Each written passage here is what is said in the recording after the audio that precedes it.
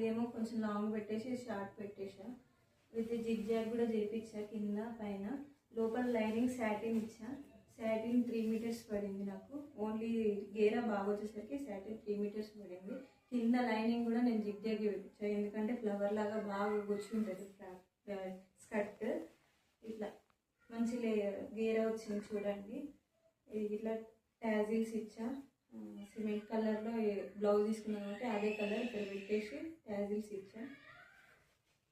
పైననేమో elastic పెట్టి ఇట్లా stitch చేసా. అప్పట్లో స్కర్ట్లు కుట్టినప్పుడు పైన బాడీ పార్ట్ పెడితే తనకు అంత కంఫర్టబుల్గా అనిపించలేదు. ఇలా ఎలాస్టిక్ పెట్టిన కానీ బాగుంది. మీరు కూడా మీ చిన్నపిల్లలకి ఇలా ట్రై చేసి స్కర్ట్ ఓవర్ లుక్ ఇది.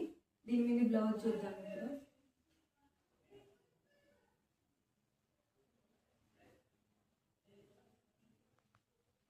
బ్లౌజ్ ఇలా యాష్ కలర్ తీసుకున్నా. ఇది నెట్ ఫ్యాబ్రిక్ 250 అలా పడింది.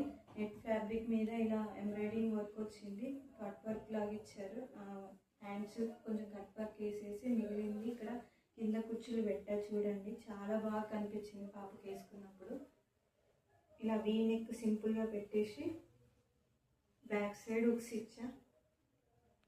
లోపల సాటిన్ లైనింగ్ వేసా. కాటన్ వేయాల్సి ఉంది, మర్చిపోయా. మేము ఖచ్చితంగా కాటన్ వేసుకోండి, పిల్లలకు కొంచెం గుచ్చుకుంటుంది. అప్పుడు ఇవి స్టిచ్ చేసేటప్పుడు నాకు దగ్గర మిషన్ లేదు. మా ఫ్రెండ్ వాళ్ళ ఇంటికి వెళ్ళి హన్మకొండకి వెళ్ళి స్టిచ్ చేసా ఈ డ్రెస్. నేను కలిసి కట్ చేసాము.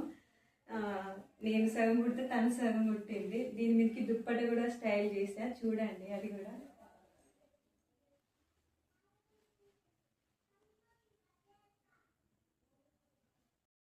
ఈ డ్రెస్ స్టిచ్ చేయడానికి నేను ఎంతగా సహాయపడాను, నా ఫ్రెండ్ కూడా చాలా సహాయపడింది. తనకు చాలా థ్యాంక్స్.